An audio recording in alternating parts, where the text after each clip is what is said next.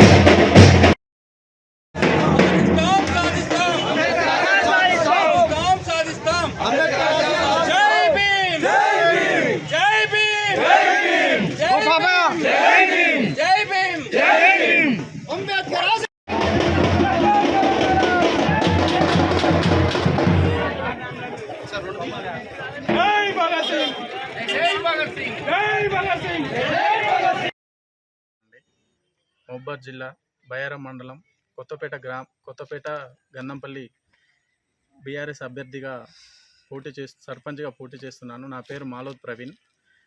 గ్రామ అభివృద్ధికి నేను చాలా కట్టుబడి ఉంటానని మనవిస్తున్నాను. అంతే ప్రజలందరూ అత్యధిక సంఖ్యలో ఓట్లేసి నన్ను గెలిపించగలరని కోరుకుంటున్నాను. నాకు ఈ అవకాశం ఇచ్చిన మాజీ ఎమ్మెల్యే హరిప్రియ గారికి, తాత గణేష్ గారికి నా హృదయపూర్వక ధన్యవాదాలు.